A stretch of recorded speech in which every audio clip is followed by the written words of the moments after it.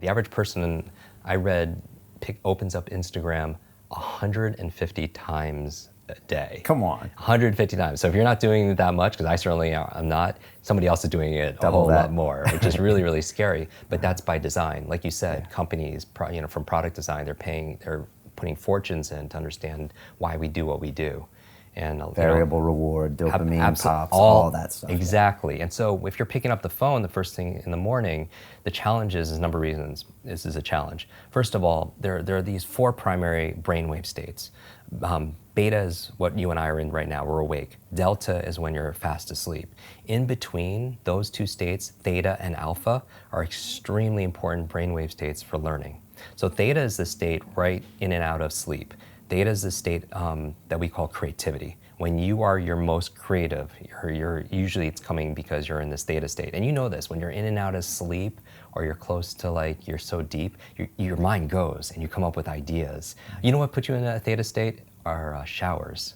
Oh, really? You ever notice when you're in the shower, you come up with some of your best ideas? Yeah, and your brain kind of drifts. It does, because you're in that brainwave state. So a big part of my work is taking the invisible and making it visible. When I do these demonstrations, I always tell people that I do it because I want you to see that there's a method behind the magic. That when somebody does something that's extraordinary, in athletics, in education, in technology, with the human body, there's always a trail, because genius leaves clues. And a lot of times these geniuses, and I say genius not like IQ, I mean people who excel in their area of expertise, they don't know how they're doing it because they're unconscious about it, right? Because they've been doing it second nature to them for so long. And so what I like to do is deconstruct that and then show people how to learn it more quickly.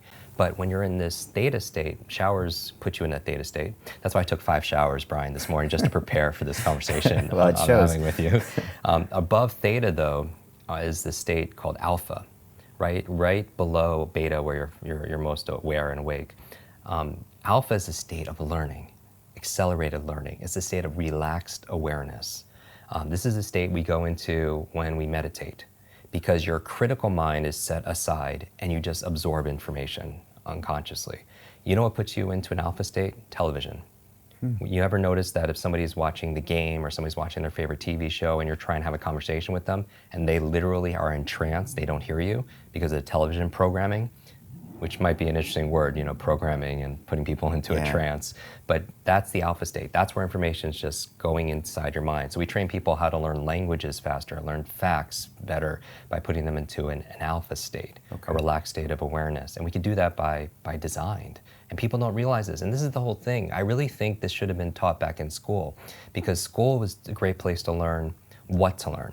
Math, history, science, Spanish, important subjects on what to learn. But how many classes were on how to learn? Does that even exist these days? No, that's what I'm saying. How many classes were on how to think critically, how to make good decisions, how to solve problems, how to focus and concentrate, how to read faster, how to remember more, right? Even they teach you 3 R's in school: reading, writing, arithmetic. But what about remembering?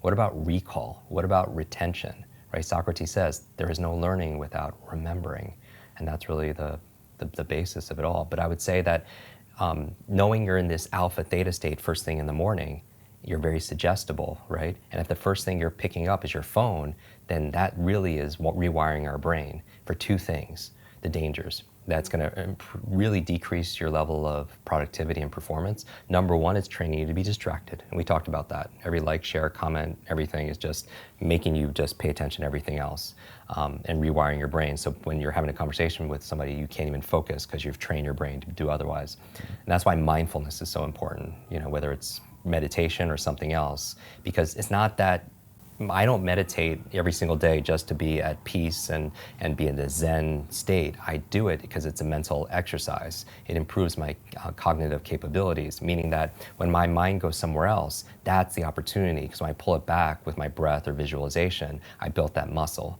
Because here's really the basis of my work is really about taking nouns and turning them into verbs.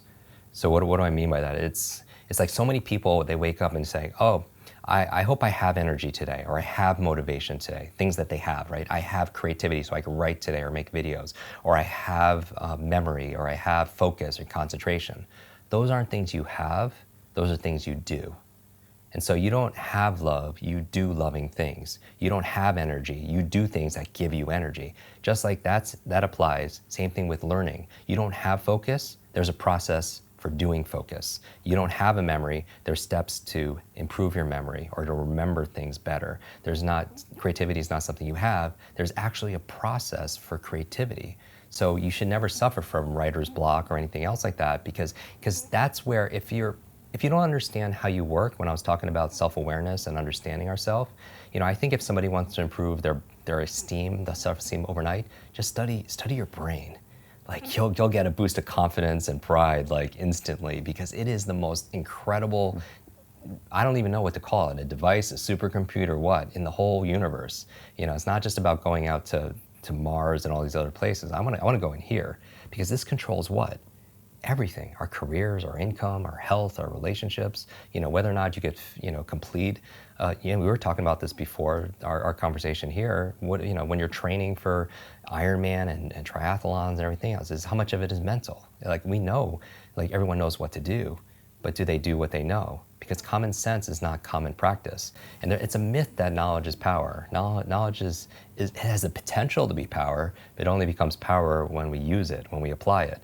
Like people think they should get points for buying books and sitting on the shelf, and it just sits there and it becomes like shelf help, not self-help, right? Self-help, yeah. Or somebody will go and learn something. They'll listen to a podcast like this or a show, or they'll go to a conference. They'll pay all this money, but they don't do anything with what they learn. And part of it also is because they forget it. Everyone knows there's a learning curve, but there's also a forgetting curve. Did you know, like the forgetting curve says that if you learn something once, within 48 hours, 80% of it is gone. 80%. So you listen to a show, you watch something on YouTube, you go to a conference, you read a book, within 2 days, the majority of it is gone, because nobody trains us how to have, that's why memory is so important.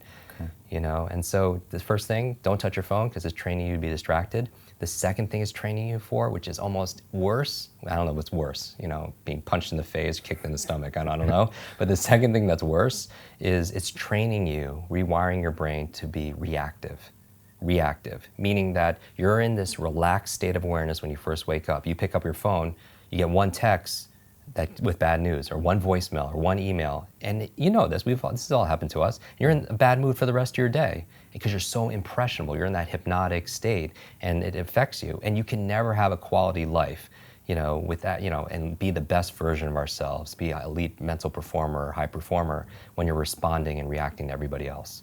My friend Brendan Burchard says, an inbox is nothing but a convenient organizational system for other people's agenda for your life. And how can you have vision for your life? Like for me, the night before, like I did a whole episode on my morning routine, like 10 things I do every morning to jumpstart my brain. Yeah. And I also have an evening 1 hour routine to get into sleep, to maximize my sleep. Because sleep is so very important to be able to do. But one of the processes I do, besides blackout curtains and cold and temperatures and breath and stuff, right, meditation, is I don't touch a screen, right? Because it creates blue light. And most people should know this. The screen on your laptop, your phone, everything else emits this blue light, which inhibits the melatonin production, which helps you to relax and go to sleep. So no screens. But the other thing I do is I write down the 3 things I want to accomplish the next day personally, and the other 3 are professionally. So now when I wake up, I have a vision for my life. Like this is a win today if I just get these 3 things done personally and 3 things professionally. And then when it comes to my phone, I don't touch my phone until I get at least 1 thing done. And that's my test. If I could just do that. And it's not always perfect, but it's about progress, right? Because practice makes progress, right? And there's never going to be a perfect. And I think people need to find what works for them. But I would say, again, to step out is don't trust yourself as the expert instead of somebody else, and test it. Maybe for 1 week, keep your phone outside your bedroom for just 1 week and don't touch it for the first hour a day, and spend the first hour a day being a thermostat, not a thermometer. Like I really do believe a lot of your guests... Set the temperature. Exactly. Right. Because a thermometer, what's a function? It reacts to the environment. And that's a kind of crappy way to live. Not that we do react to the environment. We react to the weather, right? We react to how clients treat us. We react, but to the degree we're happy is that we have the locus the location of control inside, right? All the studies show that the happiest people are the ones that feel like they have the control over their happiness and not put it to somebody else, a person or a place or something going on in the economy or politics or anything, right? So a thermometer reacts to the environment, but a thermostat's different. What does that function? It sets the environment. It sets a goal, it sets a temperature, and then the environment raises to it. And so I feel like anyone who's attracted to your work or to mine, they're thermostats because they have a growth mindset. Because if they thought things were fixed, they wouldn't watch something like this. Because what's the point? It's just all predestined and it's set, and we can't grow.